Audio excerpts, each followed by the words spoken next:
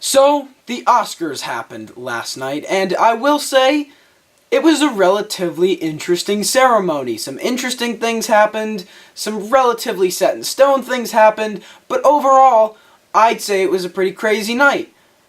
Many of you have heard about the debacle. All of you watching know about the debacle, and if you haven't heard about the debacle, I don't know where the hell you've been, but I will briefly talk about that. I'll talk about it last. I don't think there's anything I can say that hasn't already been said, but I'm going to cover the big topics, what I think should have happened, why I think maybe it happened, if it was a surprise or not, if I had predicted it personally, what really happened. I'm going to talk about the screenplays, the acting, the directing, and picture. So we'll start with the screenplays.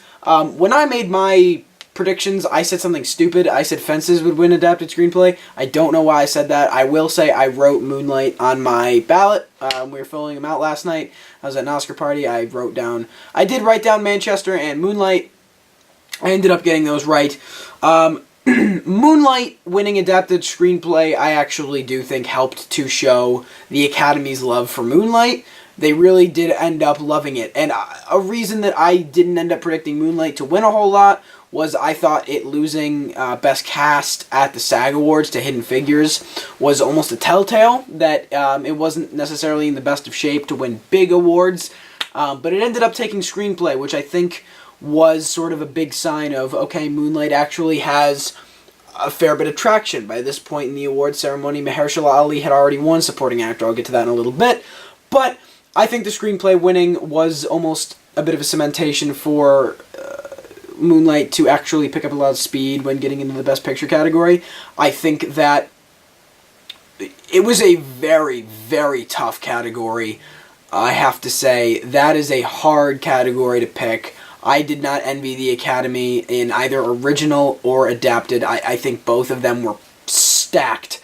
It was pretty crazy. If I had to pick I might have given it to Arrival. I think I still would have leaned Moonlight, but I think in a very close second would be Arrival. I think Arrival is actually similar to La La Land, a little more on the directing side than it is on the writing side. But Moonlight, I think, deserved adapted screenplay. I'm glad it took it. And original screenplay, a lot of people had said La La Land going into this. For me, this was a lock. Manchester by the Sea is an Academy movie. That's just what it is. The Academy eats that shit up. You watch a movie like that, you go, that's an art house film, that's a screenplay film, that will be at the Academy Awards, and it is absolutely well-deserved. Manchester by the Sea was one of my favorite movies of the year, and the reason it's so damn great is the screenplay. The screenplay is what makes that movie so fantastic. It just is. The dialogue in the film is impeccable. It has messages, there are deeper layers, it can be funny, it can be depressing, it can make you feel all kinds of emotions. Kenneth Lonergan did an excellent job, and especially in the category he was in, the competition he was up against was extraordinary. He had Hell or High Water, The Lobster, La La Land, 20th Century Women, I think, was the other one that he had to battle. I mean, that's pretty insane going against those. But I did end up predicting Manchester by the Sea. I think Manchester by the Sea was another one similar to Moonlight that as the show went on and when it won screenplay, that was sort of when I had the mentality that Casey Affleck was going to take the Oscar. And so I think it sort of at a point became about the amount of momentum a film had. You notice that with La La Land. Everyone sort of expected La La Land to take this clean sweep. I don't think it took either of the Sound Awards. It didn't take an Oscar until production design, I don't think. And you started to notice, okay, this movie's not getting a lot of momentum, but it sort of gave people a false hope when it won the song, and it won score, and it won editing, and it won production design, and it started winning a lot of things. And I think people were like, okay, now, there it is, now we've got our Best Picture. But again, like I said, I'll get into that in a little bit. Supporting actress, look, I don't have anything to say here. Yeah, Viola Davis won. That was going to happen. It just was. If you didn't predict her, I don't know what to tell you. I thought she was kind of the clear standout of that category, despite the fact that I wasn't the biggest fan of Fences. I liked it. I didn't absolutely love it. I thought if there was a runner-up, I'd give it to Naomi Harris for Moonlight. As much as I also loved Michelle Williams from Manchester by the Sea, I do think that's sort of a one scene wonder. I don't know if I would give her an Oscar just for that scene. I think Naomi Harris, especially for getting that role done in 3 days, and the amount of research she did, and just how the performance ended up shaping up. If I had to give a runner-up, I'd give it to her. But yeah, Viola, guys, that was just going to happen. It just was. She was a lock. She won everything. She won everything, and deservedly so. Viola Davis did a great job. I was very pleased with the fact that she won. And now we can finally stop saying, what do you think Viola Davis will say in her speech? So, Best Supporting Actor.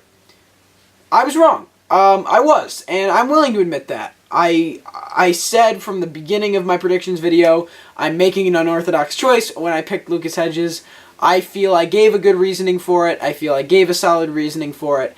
And despite the fact that while many people said that Mahershala Ali was a frontrunner, I am standing by my statement that the category was up in the air. I really do think it was. I've provided my reasoning for it in previous videos. If you haven't seen that, you can go ahead and check that out. I talk a lot about it. I made a video just for this category because of how big I thought it was going to be. Mahershala Ali took the award. I think he left a fantastic impact on the rest of Moonlight. I think he did a great job. Personally, I would have been pleased if any of the 5 won. I'm just as pleased with Mahershala Ali taking the award as I would have been with Michael Shannon taking the award. I think they were all deserving performances. I think they all did a fantastic job. What I noticed was so cool about this year's category in terms of the supporting actors was that there wasn't one clear-cut stealing the show. That was supporting actress. That was Viola Davis. She had all the scenes that, brought the emotion, brought the kick, and brought all that. That was Viola Davis. That's why she was the clear lock-in. A couple years ago, that was J.K. Simmons for Whiplash, and J.K. Simmons was 100% deserving of that Oscar. I think Whiplash might be one of my favorite movies ever. I personally think it should have won screenplay, and maybe even picture. But J.K. Simmons was that supporting actor because he was the scene stealer. He was always what you were drawing your attention to, and when you walked out of Whiplash, you were talking about 2 things. You were talking about the script, and you were talking about J.K. Simmons, and that's deserving of a supporting actor win. I think what was interesting was that I think when you walk out of all of these 5 movies, I believe it was Hell or High Water, Moonlight, Manchester by the Sea, Nocturnal Animals, and Lion, you were always talking about the movie itself and how the performances helped to elevate the film as opposed to just completely stood out on their own. I think that was almost the case for all 5 of them. They provided the dynamic for the film to be that much better than it was before they were cast, and so I think that's why it was almost up in the air and why I would have been pleased if any of them won. Mahershala Ali did a great job in Moonlight. Very deserving performance. I'm very happy with that result. Leading actress became Emma Stone. Another one that I predicted, I did say Emma Stone would win. I think it got to a point where if there was one that I saw taking that mantle, it was Isabelle Huppert. I think she had the best shot of coming in at second. But as La La Land continued to win things and just... I think something people almost overlooked when predicting was the fact that La La Land had 14 nominations. I think that's a great sign for any movie, despite the fact that 2 of those nominations were in the same category. I think Emma Stone, when I look at that category, I will admit, I haven't seen Isabelle Huppert's performance. I have not seen Elle. I didn't get a chance to see it. It wasn't anywhere that I'd seen it. From the performances I've seen in that category, Emma Stone was the best that I know of. Again, I'm not saying anything about Isabelle Huppert. I haven't seen the movie. I do plan on it. I think it's on iTunes. I plan on watching it. I was very intrigued by the concept of it and the fact that she's gotten as much traction as she has for that performance. I definitely plan on checking it out. From what I had seen, I thought Emma Stone did the best job.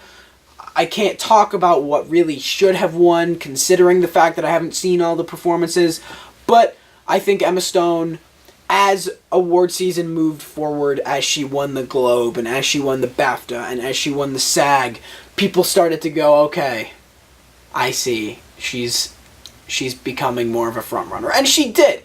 You got to the end of the season, and you go, yeah, Isabelle Huppert took drama, but you had a similar situation a couple years ago in leading actor, when it was almost a tight race between Michael Keaton and Eddie Redmayne. People said it was a tight race, sure, but then you look at it more and you go, Eddie Redmayne won everything, and Michael Keaton, yes, while winning the Golden Globe, so did Eddie Redmayne. I think that's kind of a similar situation here. Yes, Isabelle Huppert won the Globe, but so did Emma Stone, and Emma Stone also won everything else. So I think it became more and more of a lock as the season went on in terms of Emma Stone. From what I know, it was deserving. I think she did great. Academy Award winner Emma Stone is not something I expected to say anytime soon, but I'm very glad that happened.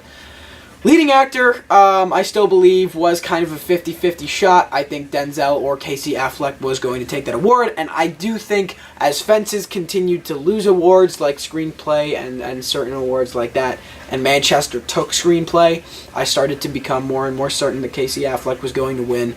I did write Casey Affleck down on my ballot at the beginning of the show.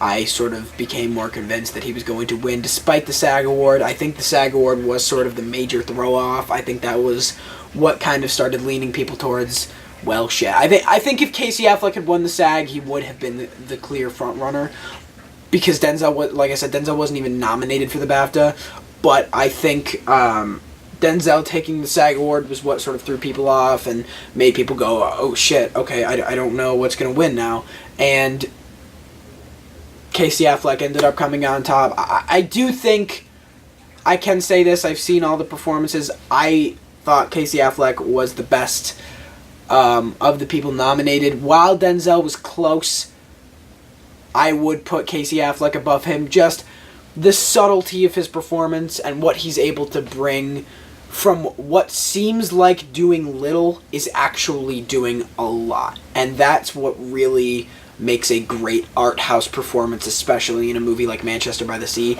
And I'll say it until I die, that's the kind of performance that the Academy loves. It's similar almost to Mahershala Ali's performance. I think they have very similar ways of acting in that movie in their respective performances, and I think that became noticeable at a point, and I did predict Casey Affleck on my ballot.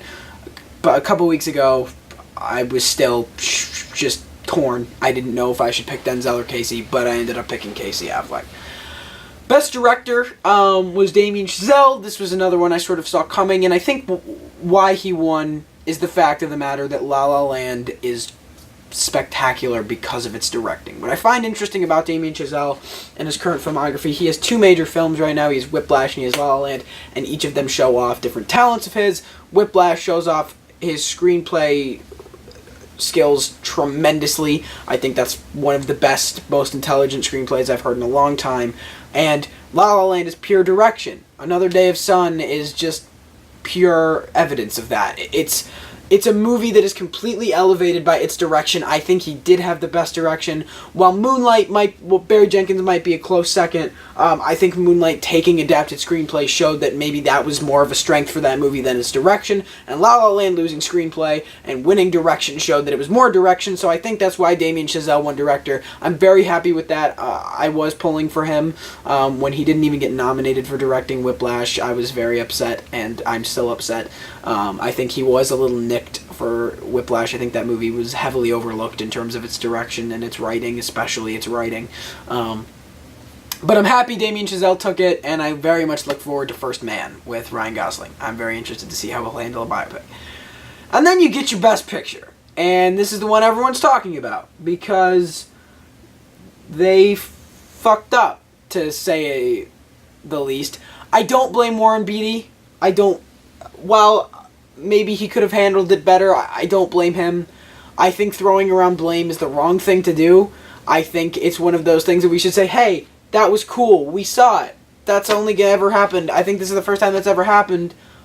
Okay, let's move on. I don't think we need to be, Faye Dunaway shouldn't have read that name. The accounting firm shouldn't have given him the wrong envelope, which they shouldn't. They should write the fucking category name on the envelope. It's not that hard. You should walk out there with an envelope that says Best Picture on the damn envelope, so it's impossible to screw up. Never mind. But in terms of the win, I was surprised. I put La La Land down, and I think Moonlight taking it was very interesting. I think it's one of those things that, because I thought La La Land was almost a lock, I sort of have to let process with myself. that Moonlight is our Best Picture winner. I think that's kind of crazy, and I think in terms of filmmaking and how a movie is made and what defines a great movie, I would say La La Land and Moonlight would be on equal grounds.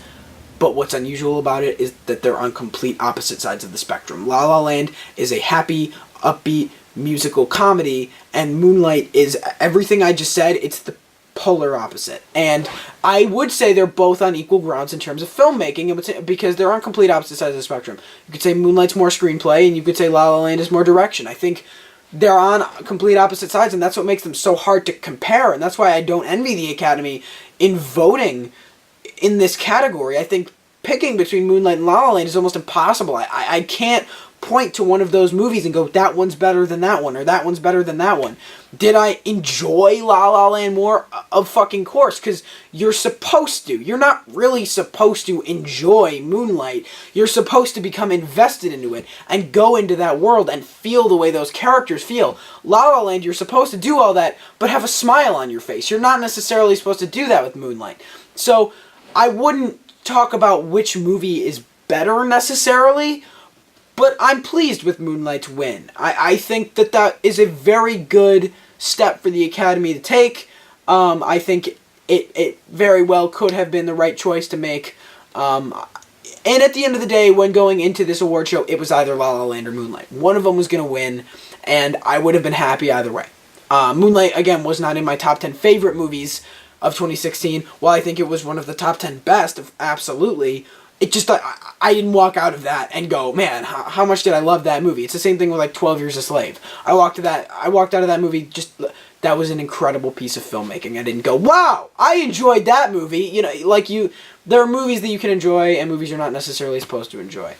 Moonlight did an excellent job being a great piece of filmmaking, and I'm pleased with its win. So, now we start on a clean slate. Now we get to start seeing movies again, and I don't know how long it'll be before I talk about the Oscars again. I might do a video where I outline, like, early contention.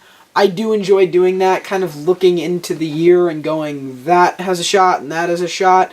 I do have a couple of ideas of what might be. I think maybe in a couple weeks, maybe a month or so, I'd look out for that. I wouldn't say anything too soon. I'd say it was a very solid award season. I enjoyed it. I enjoyed the Oscars last night. Real quick side note, I thought Jimmy Kimmel did a great job. If I had to phrase it in a way, I'd say he did everything Seth MacFarlane did wrong, right. I think Seth MacFarlane went a little too far and he did a little too much, despite the fact that I love Seth MacFarlane. He's a fucking genius. I think Jimmy Kimmel took it down to a notch that was comfortable for everyone and was still entertaining for everybody. So, very excited for next award season. Look out for maybe some coverage or some things about previous Academy Awards.